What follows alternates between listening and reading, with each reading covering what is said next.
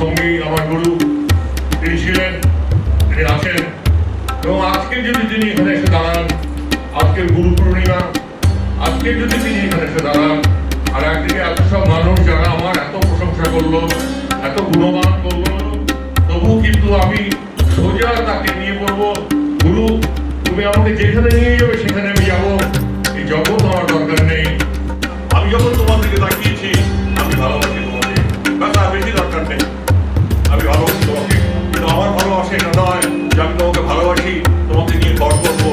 আমি ঘর করার ভালোবাসা বাসি না, আমি ঘর ভাঙার ভালোবাসা বাসি।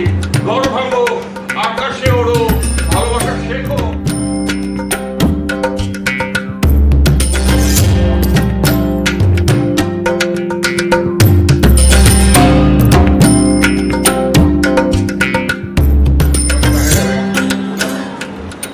আমি দেখতে ভালোবাসি, মানুষকে ভালোবাসি, এটা আমার রোগ। এই রোগের চিকিৎসা করাবার জন্য অনেক জায়গায় গেছি, আমার রোগটা সারেনি। যতদিন যাচ্ছে বয়সের সাথে সাথে রোগটা বাড়ছে। আমি মানুষকে ভালোবাসি, আর এই একই কাজ। সুতরাং আপনারা দুঃখিত হবে, আপনারা বলবেন যে আমাদের তো ভালোবাসার লোক আছে, কিন্তু তা সত্ত্বেও আপনি যদি বলেন আপনার 10 জন ভালোবাসার লোক আছে, তবুও আমি বলবো আমি আপনাকে ভালোবাসি। আমি মানুষকে ভালোবাসি, ভালোবেসে পথে এসেছি। ভগবানকে পাওয়ার জন্য আমি এই পথে আসিনি, ভগবানকে খুঁজতে আমি এখানে আসিনি। আমি এসেছি সত্য জানতে, আমি এসেছি প্রেম পেতে, আমি পেয়েছি ভালোবাসা পেতে, এবং আমি পেয়েছি। তবে যে ছেলেটি আগে বললো তার সম্বন্ধে আমার পরিচয় দিচ্ছি। আমরা এই জগতের কথা বলি, তোরা মানুষ সব, ছেলেকে মানুষ করতে হবে। আমার একটাই কথা, আপনি নিজে মানুষ হয়েছেন, আপনি যে ছেলেকে মানুষ করবেন। সুতরাং বেদান্তের সত্যের কথা সবসময় ভালো লাগে না। আমার বিবেকানন্দের ছবি ভালো লাগে, কিন্তু বিবেকানন্দের ত্যাগ ভালো লাগে না। বিবেকানন্দের ফটো পুজো করি, রামকৃষ্ণকে ভালো লাগে, কিন্তু রামকৃষ্ণের ত্যাগকে ভালো লাগে না। কেননা রামকৃষ্ণের ত্যাগ করতে হলে পুজো করি, রামকৃষ্ণকে ডাকি কেন, তুমি আমাকে আরো দাও, আমাকে ভরিয়ে দাও, আমার যা আছে আমার আরো দাও, আরো দাও। কিন্তু আমি একটা ছোট্ট জিনিস চাইছি, সেটা কিন্তু আমি পাচ্ছি না, আমাকে কেউ দিচ্ছে না। সেটা সবার মনে রাখতে হবে। আজকে কিছুক্ষণ আগে বললো যে ভূত তার সঙ্গী খুঁজে পায় না, আমি একটা সঙ্গী খুঁজছি যে আমার সঙ্গী হবে, জ্ঞান্ত মানুষ সঙ্গী হবে, কিন্তু এখনো পাইনি। আমার ভক্তই বললো, আমার ভক্তটি কিন্তু কম্পিউটার ইঞ্জিনিয়ার অতীত জীবনে, এবং চিরদিন লেটার পাওয়া ছেলে, কিন্তু সবকিছু ছেড়ে তার বাড়িতে একদিন বলেছিল তুই প্র্যাকটিক্যাল হ। তো বলছে কি বিবেকানন্দ কি প্র্যাকটিক্যাল ছিলেন না?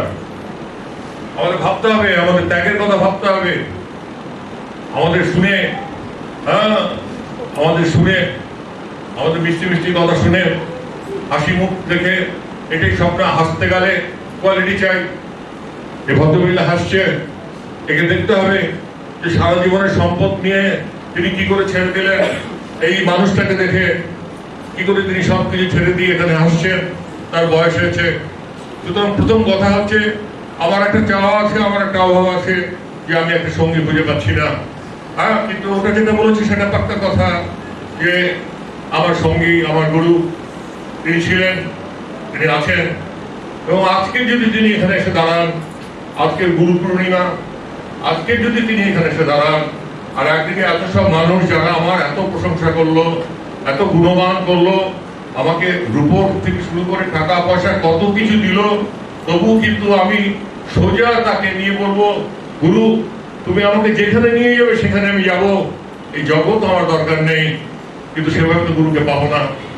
গুরুকে তখনই দেখেছিলাম, তখন আমি ছুটতাম, একইভাবে গুরুর জন্য ছুটতাম। তখন আমার বউ ছিল, তখন আমার মেয়ে ছিল, তাদের শ্বশুর বাড়িতে রেখে আমি ছুটতাম আমার গুরুর কাছে। আমি এরকম ছিলাম না, তো নাম করা লোক ছিলাম না, আমি সাধারণ। আমি গুলি খেলতাম, এমনি করে গুলি খেলতাম, ডান্ডা গুলি খেলতাম। তোমরা ডান্ডা গুলির কথা জানো না। আমি ক্রিকেট খেলতাম, ফুটবল খেলতাম। আমি সাধারণ ছেলে ছিলাম, আমি এরকম ছিলাম না। আমি সাধারণ ছেলে ছিলাম। আমাকে যখন গুরুদেব বললেন যে 108 বার জপ করো, আমি পারিনি জপ করতে। আমাকে তিনি ধমক দিয়েছেন যে তুমি এত কাভার্ড। সত্যি আমি কাভার্ড ছিলাম, 108 বার ভগবানের নাম করতে পারিনি, আমি কাভার্ড ছিলাম। আমার গুরুদেব আমাকে ধমকেছে, আমার কথাটা মনে আছে, আমার লেগেছিল কথাটা, কারণ আমি ধমক খাইনি। ওই সময় আমি একটু হিরো হিরো ভাবছিল আমার, কিন্তু গুরুদেব ধমক দিলেন যে তুমি কাভার্ড, তুমি 108 বার ভগবানের নাম করতে পারো না। কিন্তু এখন আমার 24 ঘন্টা ভগবানই সাবজেক্ট, আর কোনো সাবজেক্ট নেই। আবার একদিন নরক তিনি দিয়েছিলেন আমাকে, যেদিন আমার এক মাস্টারতো বোন আত্মহত্যা করেছিল, সেদিন আমি তাকে জানিয়েছিলাম চিঠিতে যে আমরা তোমাকে নিয়ে আছি, যেটা আমাদের হয়, তোমরা কি নিয়ে আছি, আমাদের এরকম হচ্ছে কেন, আমরা ভগবানকে নিয়ে আছি। আমার বোন কেন আত্মহত্যা করছে, আমার বোন কেন কষ্ট পাচ্ছে, আমরা কেন কষ্ট পাচ্ছি।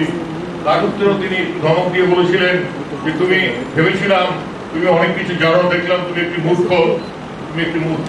সুতরাং এত সব কথা বলা হলো, এটা পরের কথা, কিন্তু আগে আমি মূর্খ ছিলাম।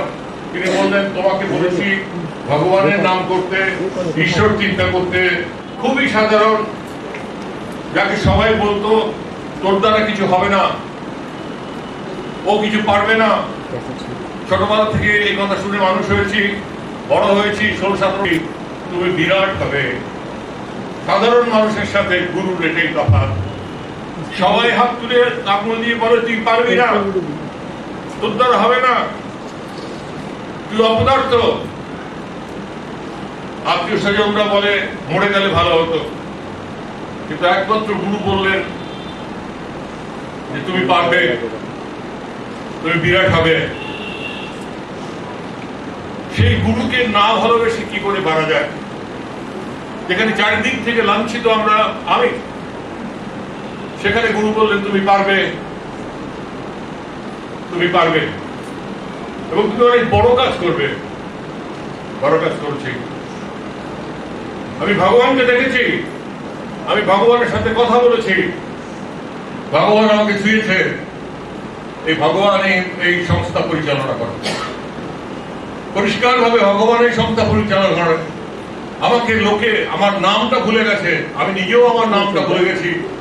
আমি আমার শালীর এখানে এসছে, শালীদের আমি বললাম অনেকদিন আমাকে দাদা কাকা কেউ কিছু ডাকে না, আমি ভুলেই গেছি এই সম্পর্ক। সবাই আমাকে আমার নাম ভুলে গেছে, আমার পরিচয় ভুলে গেছে, এমনকি আমার স্ত্রী পর্যন্ত আমাকে ওগো বলে ডাকে না। আমাকে ভগবান মানিয়ে দিয়েছে সবাই মিলে। তো এর চেয়ে বড় হওয়া, আমি তো জানি না এর চেয়ে বড় হওয়া কাকে বলে। আমি তো বড় হতে চাইনি, এত বড় হতে চাইনি, এত কিছু আমি চাইনি। আমি গরিবের ছেলে, পড়াশোনাই করতে পারিনি ভালো করে, এত কিছু আমরা চাইনি। আপনারা নিজেরাই ভাবা উচিত, ওরা তো কিন্তু বেশি পেয়ে গেছেন। কিন্তু আজকে আমাকে কেউ কাকু ডাকে না, আমাকে কেউ দাদা ডাকে না, আমাকে কেউ জামাইবাবু ডাকে না। হ্যাঁ, আমাকে ওই যে পিছনে বসে আছেন দেবুদা, ব্যান্ডেল থেকে এসছেন, আমি তাকে দেবুদা ডাকি। সে আমার কি বয়স্ক, আমাকে খুব ভালোবাসে, কিন্তু সেও আমাকে ভগবান ডাকে। খুব ভালো করে ভাববার যে এমন একটা ছোঁয়া, এমন একটা স্পর্শ, যেখানে রাস্তায় গুলি খেলতো। আমি টেস্টের পর, স্কুল ফাইনাল ছিল তখন, স্কুল ফাইনাল টেস্টের পর এই রাস্তায়, যে রাস্তায় বাজার বসেছে, এই রাস্তায় গুলি খেলতাম, গুলি এইভাবে মেরে মেরে। তোমরা খেলেছি কিনা জানি না, আপনারা দেখেছেন আপনারা না, ওটাকে মার, ওটাকে মার। সেই ছেলেটিকে মা এসে বলছে, মাস্টার এসে বলছে আপনার ছেলের সামনে ম্যাট্রিক পরীক্ষা, আপনার ছেলে গুলি খেলছে। সবাই পড়াশোনা করছে, আমি গুলি খেলছি। আজকের আমি বেদ বেদান্ত নিয়ে কথা শুধু বলছি না, আমি বলছি আমি নির্বিকল্প সমাধি জানি, আমি বিশ্বের সৃষ্টির রহস্য জানি, আমি মৃত্যুর কথা জানি, আমি ভগবানকে দেখেছি, আমি ভগবানকে জানি, এই ভগবানকে চিনি। আমাকে প্রচুর মানুষ, দেশ বিদেশের মানুষ, আমি ভালো করে ইংরেজি লিখতেই পারতাম না, বলা তো দূরের কথা, আমি ইংরেজিতে কথা বলতে পারি। আমি বিদেশে গেছি, ভাবতেই আমাকে দেখে তো বলাই উচিত আমাকে দেখতে আসাই উচিত যে পৃথিবীতে যদি কোনো বিস্ময় থাকে আমি যে একটা বাচ্চা ছেলে পরীক্ষার পর আমি 14 বছর বয়সে ম্যাট্রিক পাস করেছি, আমি গুলি খেলছি। আজকে আমি তখন পড়তাম না, কিন্তু আমাকে যে পরে এত পড়তে হবে আমি জানতাম না। আজকের আমি বেদান্ত বলছি, আমার টাচে সমাধি হয়ে যাচ্ছে, আমার স্পর্শে ঈশ্বর দর্শন হচ্ছে, আমার স্পর্শে দেশ বিদেশের মানুষ এসে বসে আছে, আমার স্পর্শে আমার ভালোবাসার টানে এক ডাক্তার সকাল থেকে এসে বসে আছে, আমি ভালো করে তার সাথে কথাও বলিনি, বলতে পারিনি। সেই ডাক্তারের মেয়ে, সেও ডাক্তার, সেও এসে বসে আছে, আমি তাদের সাথে 3 মিনিট, কেউ ডাক্তার এসছে বিরাট ব্যাপার, একটু কথা বলি আমি সময়ই পাইনি। এখানে এসছেন আমাদের রেলের একজন বিরাট অফিসার, যার চেম্বারে ঢুকতে, একদিন আমি রেলে চাকরি করতাম, যার চেম্বারে ঢুকতে স্যাট করে ঢুকে ভয় পেতাম যে চেম্বারে ঢুকবো। এত বড় অফিসার, এরিয়া ম্যানেজার ছিলেন এনজেপি, তিনি এখানে এসছেন, তিনি আমাকে হাত জোর করছেন। আমি ভাবি যে আমি পাগল হয়ে যাব কিনা, আমি এত সব পাচ্ছি, আমি পাগল হয়ে যাব কিনা। আমি ভাবি তার স্ত্রী তার স্বামীকে বারণ করছে না, তুমি না এত বড় একটা অফিসার, উনি একটা সাধারণ রেলের কর্মচারী ছিল, তুমি কেন ছুটছো? কিন্তু তিনি তো ছুটলেন, তার স্ত্রীও ছুটলো, এখন দেখছি তার মেয়েও পিছনে পিছনে ছুটছে। আমি তো ভাবছি কি হলো। সুতরাং ভগবান কি করে, ভগবান কি করে, গুরু কি করে, আমি তখনই ঘর ছেড়ে তার সাথে চলে যেতাম। আমি তখন বুঝতে পারিনি, ভাগ্যিস বুঝতে পারিনি। আমি বুঝতে পারলে থাকতাম না, এখনো বললাম থাকতাম না। বলছে ওই প্রেম কে দেবে, মানুষের পক্ষে দেওয়া সম্ভব না। যেদিন গুরুদেব মারা গেছেন আমি সেদিন 24 ঘন্টা হাউ হাউ বাচ্চা ছেলের মতো কেঁদেছি, সাক্ষী আমাদের শালীরা। শ্বশুর বাড়িতে গিয়ে কেঁদেছি, ওখানে আমার আশ্রম ছিল, আমি কেঁদেছি। আমি জানি আমার সব চলে গেল। আজকের এই ঐশ্বর্য, আজকের এত লোকের সব মালা, আমাকে সোনার মুকুট পরানো হয়, আমাকে সার্টিফিকেট দেওয়া হয়, কিন্তু গুরুর ওই ভালোবাসার কাছে এগুলোর 1 পয়সা দাম নেই, এগুলোর 1 পয়সা দাম নেই, এগুলো তুচ্ছ। সেই জন্য বলছে ভালোবাসা দাম দিয়ে কেনা যায় না। আমি গর্বিত, আমি ভালোবাসা পেয়েছি, কিন্তু কষ্ট পেয়েছি কেন? ওই ভালোবাসার পর যখন জগতের লোক ব্যবহার করে, জগতের লোক যখন যেভাবে কথা বলে, তখন মনে হয় সারা শরীরে তারা যেন ছুরি ফোটাচ্ছে। কারণ তখন বলতে পারি, বুঝেছিলাম যেদিন গুরুদেব মারা যাচ্ছেন সেদিন বুঝেছিলাম আমার সব চলে যাচ্ছে, আমার সব চলে যাচ্ছে। এখন এরা বলবে আপনি তো অনেক কিছু পেয়েছেন, বলছে আই হ্যাভ লস্ট এভরিথিং। যেদিন আমার গুরু গেছে সেদিনই আমার, কিন্তু বলছে এই কথা বোঝা যায় না, যতক্ষণ গুরু থাকে বোঝা যায় না। শিষ্যরা মনে করে গুরুর কাছ থেকে কিছু শুনেছি, আমি বক্তৃতা দেবো, আমাকে মালা দেবে, বলছে গুরুর 1 পয়সা দাম নেই গুরুর ভালোবাসার কাছে। যে গুরুর ভালোবাসা পেয়েছে তার কাছে এগুলি দাম নেই, যার কাছে এগুলির দাম আছে সে গুরুকে বোঝেনি, গুরুকে ভালোবাসতে পারেনি, গুরুর ভালোবাসা বোঝেনি। গুরু স্বয়ং ঈশ্বর, চারটিখানি কথা নাকি?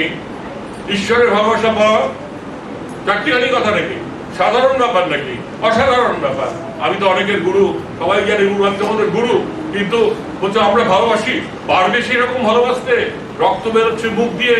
আমি গুরুদেবকে বলছি যে রাত্রি জাগবো আপনার কাছে, আপনার হসপিটালে রাত্রি জাগবো, আপনাকে দেখাশোনা করার জন্য আমাদের রাত্রি জাগবো।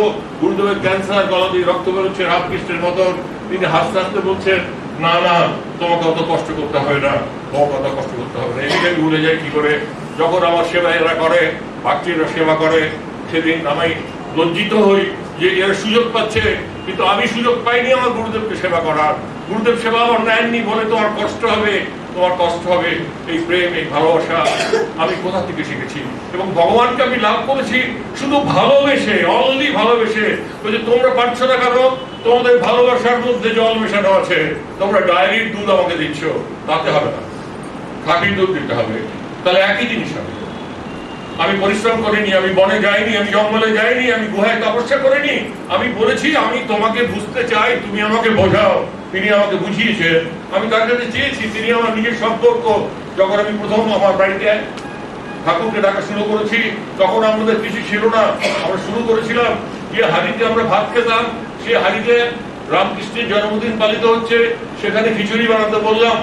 খিচুড়ি বানাতে বললাম, আমার স্ত্রী বলছে শ্রী ব্রাহ্মণ ঘরের মেয়ে, আমিও ব্রাহ্মণেরই ছেলে, তবে আমার মধ্যে ব্রাহ্মণত্বের কিছু নেই। হ্যাঁ, আমার মধ্যে ব্রাহ্মণত্বের কিছু নেই, ওদের মধ্যে খুঁজে পাওয়া যাবে। ওই বিরাট বংশের মেয়ে ছিল, সেখানে তার নারায়ণ পূজা এখনো নিত্য তাদের বাড়িতে হয়, তো সেখানে সে বললো যে হাঁড়িতে আমরা খাই সেই হাঁড়িতে খিচুড়ি রান্না করে ভগবানকে দেবে, ঠাকুরকে দেবে। তখন আমি বলছি আমি যাতে খাই ঠাকুরও তাতেই খাবে। ঠাকুর যদি তাতে না খায় তাহলে আমি বলবো কেন খাবে না, আমি এটাই খাই, তুমি খাবে না কেন? আমি ভগবানকে ডেকেছি, বলেছি তোমাকে মন্দিরে থাকলে চলবে না, কেননা মন্দিরে তুমি অনেকদিন কাটিয়েছো, আমাদের ঘরে আসতে হবে, আমাদের বড় দুঃখ, আমাদের ঘরে আসতে হবে। আমি বলেছি তাকে এইভাবে বলেছি। বলছে আপনি এইভাবে বলছেন? হ্যাঁ। বলছে জ্যান্ত ভাবে? বলছে হ্যাঁ জ্যান্ত ভাবে। কি করবো, আমি বোকা, আমি অন্ধবিশ্বাস করি, এমনি চোখে কম দেখি, সুতরাং এমনি বিশ্বাস তো আবার অন্ধ হলে বিশ্বাসটা তীব্র হয়। আমি বলেছি আমি এটাই খেতে পারি, তুমি এটা খাবে। আমি বলেছি তুমি তাড়াতাড়ি আমাকে বোঝাবে, কেননা আমি চারিদিন চারি জায়গায় গিয়ে নানা জায়গায় গিয়ে আমি শুধু শুধু ঠকেছি, সবাই ঠকিয়েছে। সংসারের লোক থেকে শুদ্ধ করে কোথাও কারো মাঝখানে সত্য খুঁজে পাইনি, সব জায়গায় ঠকেছি, রাজনীতি, নাটক, সংসার, সব জায়গায় শুধু ঠকেছি। আমি জানি না আপনারা ঠকেছেন কিনা, আমি ঠকেছি। তাই আমি বলেছি ঠাকুরকে, রামকৃষ্ণকে, যে আমি কিন্তু তোমার পিছনে খাটতে পারবো না, কারণ তুমি যদি ঠকাও তাহলে আমার কোনো জায়গা নেই, আমার বয়স হয়ে যাচ্ছে, আমার বয়স হয়ে যাচ্ছে, আমি পারবো না আর খাটতে, আমাকে আত্মহত্যা করতে হবে, তোমাকে তাড়াতাড়ি বোঝাতে হবে। আমি বলি যাকে আপনারা দেখছেন, যাকে আপনারা অনেক কিছু বলছেন, আমার হাসি পায়। আমি ছিলাম না, আমি সাধারণ কমন আপনাদের মতো, হ্যাঁ, কিন্তু এইরকম ছিলাম, বোকা বোকা একটা ভাব। আর এখানে আমার একজন ভক্ত আছে, ও মাঝে মধ্যে একটা সুন্দর কথা বলে, কথাটা আমার খুব ভালো লাগে, বোকা বোকা ভাব। আমার এই বোকা বোকা ভাবটা ছিল, বলছে অত বুঝি না, তোমাকে বোঝাতে হবে। তিনি আমাকে বুঝিয়েছেন, অল্প সময়ের মধ্যে বুঝিয়েছেন। সবচেয়ে আশ্চর্য ব্যাপার, আমি বুঝতে গেছিলাম ভগবান না, আমি বুঝতে গেছিলাম সত্য। আমি দেখলাম ওই মানুষটার মধ্যে সত্য রয়েছে। তিনি আমাকে শেখালেন ছোট্ট একটা কথা, যে কথাটা বুঝতে আমার এখন আমি একটু বুঝতে পারি। সেটা আমাকে বলেছিলেন যে office work honestly and sincerely করবে। দুটো ইংরেজি শব্দ, খুব সোজা, আমি খুব সোজাভাবে নিয়েছিলাম, কিন্তু আমি এতদিন পরে মানে বুঝতে পারছি যে office work sincerely and honestly করবে। আমি এখন এই কথাটা বলি, তোমার শুধু দুটো শব্দ মনে রেখো গুরুদেবে, অনেস্টলি এন্ড সিনসিয়ারলি করো, তুমি মহাপুরুষ হয়ে যাবে, তুমি ভগবান হয়ে যাবে। আমরা বুঝতে পারি না। আমার বড় বড় লেকচার শুনি, আমিও বড় বড় লেকচার দিচ্ছি, আপনারা শুনছেন, কিন্তু ধরে রাখতে পারবেন না। দুটো শব্দ ধরে রাখুন, যে অফিস ওয়ার্ক সিনসিয়ারলি অনেস্টলি করবেন। অফিস ওয়ার্ক মানে রান্নাটাও অফিস ওয়ার্ক, ওটাও তোমার অফিস ওয়ার্ক, ডাক্তারিটাও অফিস ওয়ার্ক, আর ভালোবাসা, এক ওই ধরনের ভালোবাসা যে আমরা সংসারী মানুষ, অত সব পারবো না, তুমি তাড়াতাড়ি বোঝাও। আমরা তাকে বুঝতে চাই না, কিন্তু তিনি বুঝে এসে তিনি প্রথমেই আমাদের যেটা বলবেন, সেটা বলবেন ভগবানের কাছে বিবেক চাও, বৈরাগ্য চাও, তাকে এটাতে আমাদের আপত্তি। আমাদের কথা হচ্ছে যে আমরা ধর্মীয় অনুষ্ঠানে যাই, আমাদের ভালো লাগে, সবকিছু সুন্দর লাগে, কিন্তু এটা তো আপত্তি যে ভগবানকে ভালোবাসো, তিনি একমাত্র সত্য। বলছে এতটা আমরা পারবো না, আমার সবকিছু নিয়ে থাকতে চাই। সবকিছু নিয়ে থাকা অসম্ভব ব্যাপার। একটা ঘরে বিড়ালও থাকবে, একটা ঘরে ইঁদুরও থাকবে, আমিও থাকবো, দুধও থাকবে, মাছও থাকবে, সম্ভব না। একটা ত্যাগ করতে হবে, আর শুধু ভালোবাসা, গুরুর ভালোবাসা। গুরুদেবের মৃত্যু সজ্জায় তাকে আঙুর খাওয়ানো হচ্ছে, আমি সন্ন্যাসী নই, আমি গৃহী। তিনি আমাকে থাকতে বলতেন, তুমি থাকো আমার পাশে। তিনি প্রত্যেকটা আঙুর খাওয়ার আগে বলছেন ওকে দাও আগে। আমি খাচ্ছি, খেয়ে বলছি এটা মিষ্টি, তখন তিনি বলছেন আমাকে দাও। এটা কোথায় পাবো? পেয়েছি? সম্ভব না। সুতরাং বলছে শিষ্য মিলে, গুরু মিলে লাখ লাখ শিষ্য মিলে এরকম গুরু পাওয়া সম্ভব না। বলছি গুরু কি করে পেলেন? বলছে আমি কিচ্ছু জানি না, তিনি কত পণ্ডিত কি পণ্ডিত, আমি শুধু জানি আমি তোমাকে ভালোবাসি। আর কথা এবং কাজ যেন এক হয়, কথা এবং কাজ যেন এক হয়, এটাই তিনি আমাকে শিখিয়ে গেছেন। তুই যা বলবে তা করবে,